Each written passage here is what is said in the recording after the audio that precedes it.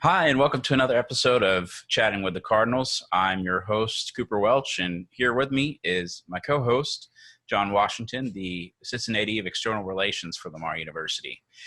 Today, as you can see, I'm shooting from home, and so is John, which I'm sure you can see on the screen.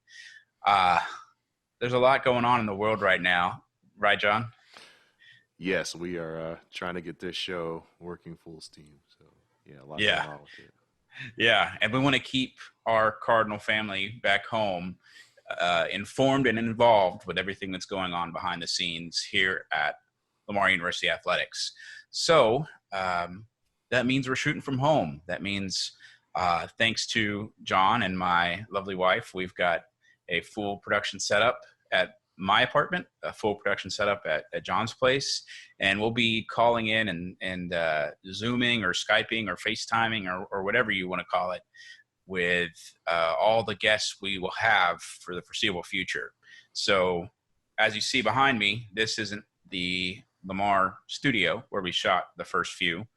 Um, and you'll see later in the video, it's also not the previous backdrop or the next backdrop we'll have because we shot that in a different location in my apartment. And due to some technical stuff and also my leg falling asleep from where I was sitting, we had to move. Uh, so there's some challenges, right, John? There's a lot of working things out and trying things out and just seeing what works the best. So, but I think Yeah, we're at a good place now. Hopefully, maybe we'll do a little behind the scenes video, one of these episodes, so everybody can see how we're setting everything up and getting everything hmm to work too. yeah, absolutely. And if you want to check out Twitter, either my personal profile at Cooper Welch 1991 or the newly created Cardinal host or Cardinal Chat host Twitter that I put up earlier today, you can see those behind the scenes pictures moving forward.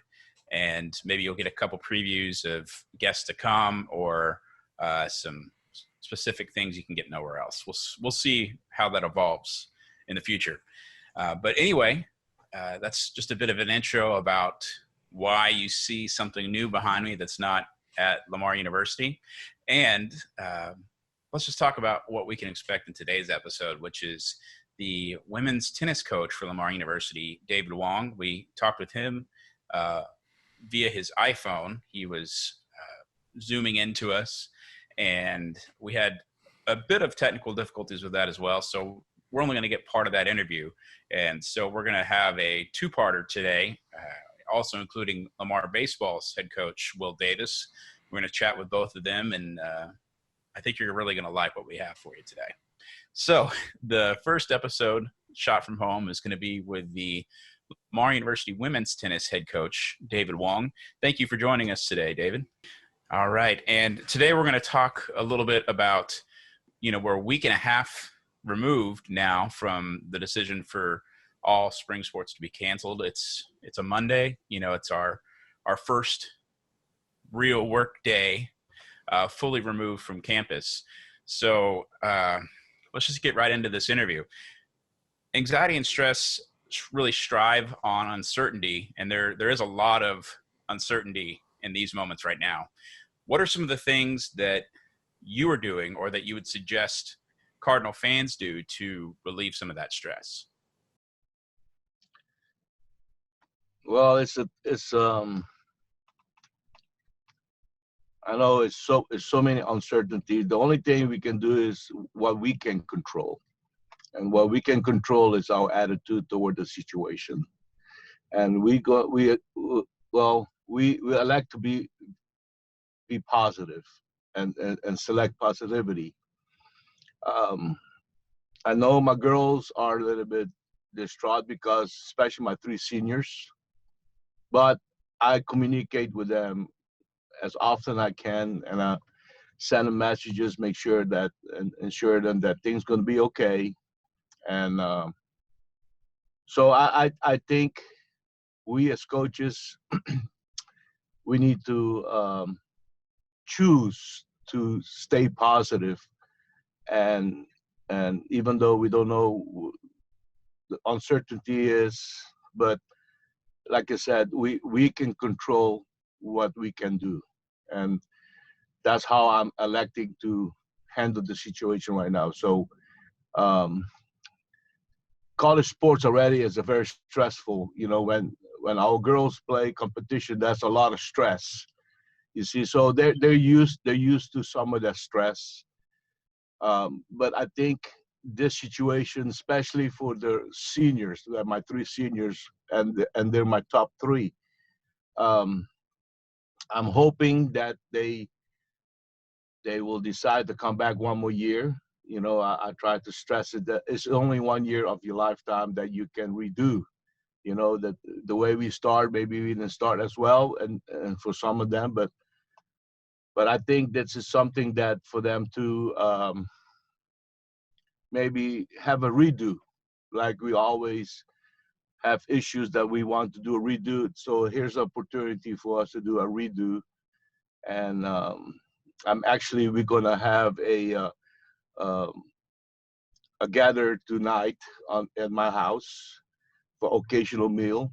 Uh, we're gonna be except two already left for Spain, but the rest are still here. So we're going to get together and maybe talk about this stuff, and maybe let them express their feelings.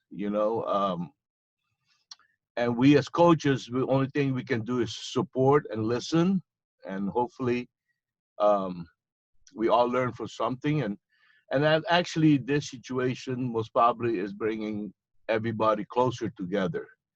Uh, so again, we choose to be positive about this situation. Hey, Coach. Absolutely. Sorry. Go. Go ahead, John. Coach, you kind of talked about it a little bit, but I mean, you have a lot of international students. So how is that? Because I know it gets a little bit more complicated, especially with travel and things like that. So can you just talk about how that part of that aspect of them being from different countries, how that's been? Yeah, and there's two of them is from Italy, which is one of the hardest, you know, country that hit with the coronavirus. And um, but I encourage them to go home, because to me, yes, his is home too, but you can replace being with your family, given the situations. I have to bring two players, another Italian girl tomorrow at 3 o'clock in the morning, because some schedule have changed. But that's what we can do as coaches, is help the situation. I think in the normal situations, there's a big violation, but I think they understand that we have to take care of these young ladies, for when they want, for transportation, some support, and um, so I think from not being here, my daughter plays for me. Thank God she's close. We're only 7 miles away from school. Um, but uh, I think for the international players, my heart goes to them, to their country. Some Spain. Spain's also is increasingly more um, cases coming up, and so I'm hoping that, like I said, and then things can happen in their future, and so we'll see. All right, Coach. To follow up on what you said in your previous question, you talked about the seniors that may or may not be coming back. How does it feel to you as a coach to have that chance to redo this season, the senior season, and not just your seniors, but have a whole nother year with the rest of your team as well, including your daughter? Yes, it's enormous, because my seniors are my top three on the team. So that means my recruits, I will have possibly five new girls, five new freshmen.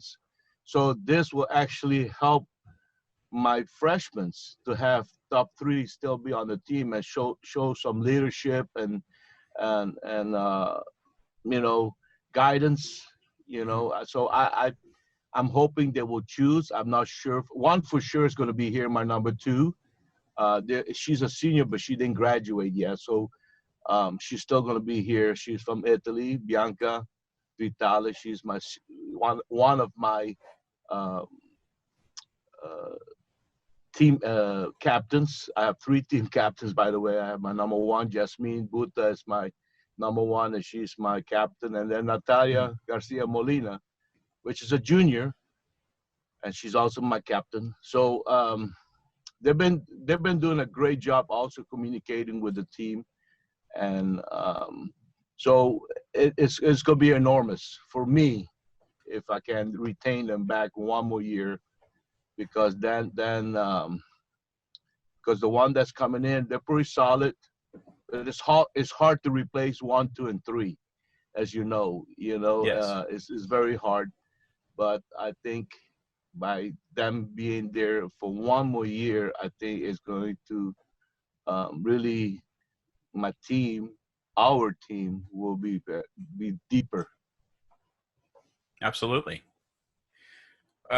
What's one of the favorite moments you had of this 2019-20 season? I know you guys have fall tennis as well, and then leading up until the decision. What's some of your favorite moments of this year? Well, my best moment is actually having my daughter on the team. That is, any coach that will have, it's not too many coaches have a daughter that comes and play for them, or a son that plays for them. So to me, that's number one on my, that I have a daughter that plays for me, and the teammates. A lot of times too, when your daughter plays, there may be some jealousy, but that's not the case. I think all the team members have really, bonded really strong. So I think, and actually what, my number one, the last two meetings, she won 4 matches. Wow. And to me, she was struggling a little bit, and then she was right on the road and win 4 solid matches and solid scores, not like barely, but solid. So I'm really happy for her. Uh, I'm, like I said, I'm hoping she will make a decision to return back for one more year. And I try to tell her that, I know you have to move on, Mm-hmm. but this is one more year, and if you have you have opportunity to redo what is 1 year of your lifetime, and that's why I try to encourage my young ladies that, yes, it's disappointing, but hey, there's a bright side to this, and the bright side is that you can do a redo, and let's make it happen. Absolutely. What's one of the things that you miss from college athletics that you didn't think you would? For this situation, Yes. We're stuck at our homes, or removed from campus, removed from competition. Obviously, you miss competition itself. I'm sure you miss coaching. But what are some of the other things that you're missing right now that you didn't necessarily expect to miss? I miss the closeness of everybody being away. We are a very close-knit team. We promote that. I think, yes, everybody has a family, but this is a family within the family. And I've been here now, this is my 21 years, and there's so many great memories, and former players still make contact with me that, um, what they have experienced, and they wish they can come back and play again. So I think one of the stuff I think that these young ladies experience is that from different background, that they still can come together as sisters and always be family all throughout the life. All right. Well, John, do you have anything else for Coach Wong? No, I appreciate you joining us today, Coach. All right. Thank you so much for the opportunity. Yeah, thank you very much for being on with us. All right, and now we are back. Now we're talking with the head coach of Lamar University Baseball, Will Davis. Thank you so much for joining us today, Will. Thanks, guys. Thanks for having me. So first, we really wanted to talk to you about that when the decision came down to suspend spring sports, we were all in New Orleans. I was with you guys. We were playing Tulane. I'd come down after the game, and all this news was breaking. First, the Ivy League canceled their season. Then, we suspended games until like March 30th, and all team activities and everything. And then, it cascaded, and now we don't have a season. What was going through your head as those decisions started to roll down?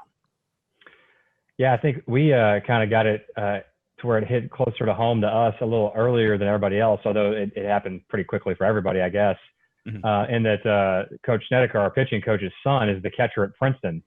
And so we were getting ready to leave to go to the game on Wednesday, and the word had come out that Ivy League had canceled their season. So, we were all kind of feeling bad for Cy because of their unusual semester has come in, been hit with, when we're practicing, he comes and hits. And so we've all got to know Cy pretty well. And we just felt bad for him. So that was the initial reaction. Then we went out and played the game on Wednesday, and it was a good ball game. Unfortunately, we lost. But, getting on the bus, we started to kind of hear that the NBA had canceled. Then you kind of realize, wow, if the NBA is willing to cancel, we're probably next in some form or fashion. And I guess the NBA postponed at that point. And so it was kind of just a whirlwind of emotions. And obviously you respect the decision makers that are above you, and everybody. We all have the student athlete and the general public's best interest, their health in mind. So you're trying to just stay neutral with your thoughts and kind of just, see it from their perspective. And that's, just kind of what I've tried to do the whole time, and know that this is all out of our hands. And, we're also watching the news, even though it's our season and we're busy, and we're seeing what this virus is doing, and you're kind of going, man, this is kind of crazy. And is there going to be an end in sight to this thing anytime soon? So, definitely understand, why it's all happening. And, you never think in your lifetime that a season will be canceled. So, trying to come to grips with that too. Yeah. Coach, can you kind of, you kind of talked about it a little bit, but just like, I know on our end too, just how fast things keep changing. It went from like Cooper was saying, you went from March 30th to season's totally over to no practice. Can you just kind of talk a little bit about how you've reacted to that and how your players have kind of reacted to that as well? Yeah, John, I think everybody's kind of sad about it, obviously, because we all want to play, but I don't think anybody thinks that this is unreasonable. I had another coach in the league reach out to me like as soon as it happened, wanting me to go to Marco and fight for our season. And it's kind of like, well, hey man, I'm not a health expert here, but I'm kind of watching these numbers go up and this thing spread to the United States. And, I don't know if we should be fighting for anything until we know exactly what we're up against. And, so I think we're all kind of learning as we go with this thing. And, I'm from Louisiana, obviously, and it's one of the hardest hit places in the United States so far. And my dad's in a nursing home and it's quarantined. And unfortunately, they haven't any positive cases of the virus yet, but it's starting to hit pretty close to home with everybody. And, we're trying to, keep it lighthearted and, obviously we have a job to do still as coaches with running our program and everything. But at the same time, we're kind of hoping that everybody stays safe and we're all hoping this thing will that life will get back to normal as soon as possible. But we know that's, might not be anytime soon. Yeah. Well, what are some of the ways you're preparing for that future for the 2021 season? I know, now with this next year of eligibility that the seniors will be back, at least some of them will be, and your 20 juniors got a whole nother year of eligibility on top of their upcoming senior year. Same for the sophomores, same for the freshmen. And then you have a recruiting class coming in. So talk about some of the challenges you're seeing there, how you plan for that. I know this is kind of unprecedented, but I'm sure you've got something brewing up there.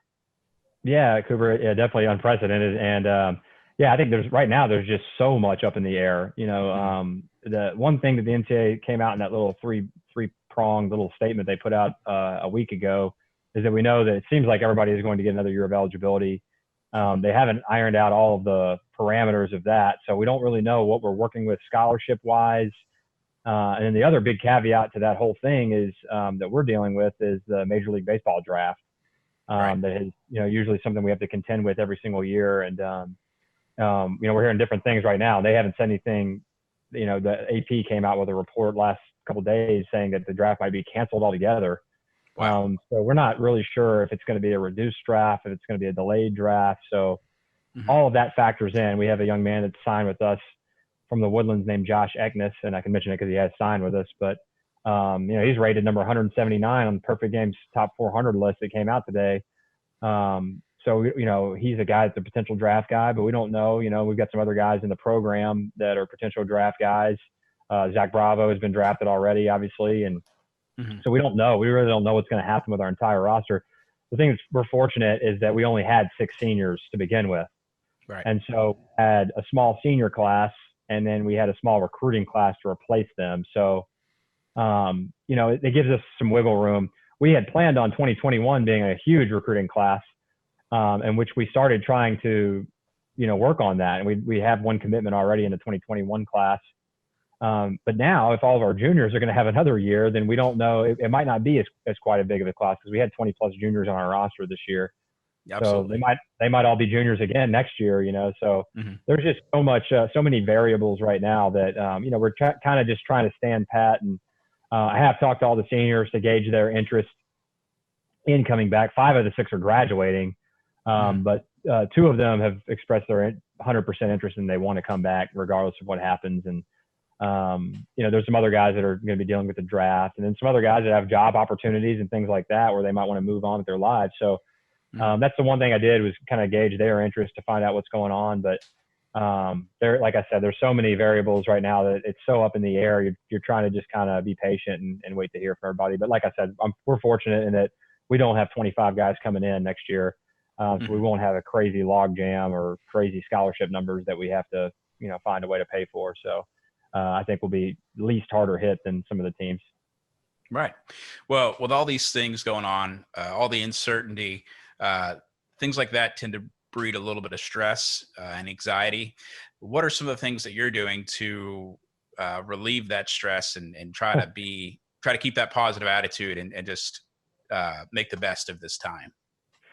Well, one way to relieve stress is playing with a 3-year-old. So I just had a water gun fight in the backyard. So that'll make you kind of forget where you are for a minute and go back to being a kid. But I'm big into working out, and I try to stay working out every day. And in the past year, I've gotten into yoga pretty big, and that really helps, I think, too. So, it's all about just perspective. And I think if we keep a positive attitude, life will be back to normal, hopefully, eventually. And, that's the best way you can do it is try to live your life as normal as possible and stay on a routine and, try to keep yourself occupied as best as possible. Absolutely. So, obviously you're stuck at home. I'm stuck at home. John is stuck at home. And most of Cardinal Nation is stuck at home as well. What are some of the tips you have for those people that are stuck at home to pass the time, to try to get work done? Just general tips for being shut in. Yeah, I think if you are shut in, I think the people that are still working, obviously that's something that will keep them occupied. But for the people that can't work right now and can't go to work, I think the biggest thing is, just staying on a schedule and, getting up early and fortunately when you have a 3-year-old, you don't get to sleep very late for me. So, and, so it just gets your day started and you try to have a checklist of things you want to do every day, just like any other day. And, now you have a little bit more time to accomplish them. And, I think that's the biggest thing is, you don't want to just veg out on the couch the whole time. And although there is a little bit more time for that nowadays, but, that's the best advice I can give is just staying on task. Okay. John, how about you? Do you have any more questions for Will? Just Coach, number one, I want to go ahead and congratulate you now because I hear your family's growing here pretty soon. But do you just kind of maybe want to talk a little bit about, your family and, that whole thing? Your wife is expecting here pretty soon, and how you're feeling about that right now?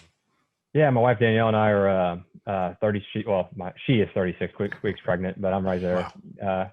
We'll have baby Davis number 2. We don't know what it is. We've kind of waited, so that'll be coming pretty soon. We don't know what the status is of visitors and all that stuff, so it is a little bit of a scary time. But she's handled it like a champ and not let it stress her out at all. So, hopefully that's one thing. We won't be very bored soon, I guess, when I'll have something to do. So changing diapers and whatnot, but that'll be coming soon. And, we're excited about it. And one thing I was stressing about with the season was missing the birth or, being in Corpus Christi or somewhere like that. And, fortunately that's not something I have to worry about now. So Yeah. I guess if there's a silver lining of this whole thing, that stress has been eliminated, and obviously there's some new stresses, but we'll roll with the punches on that. Absolutely. Well, you talked about the season. It was cut short, but there was plenty of time to make memories from this.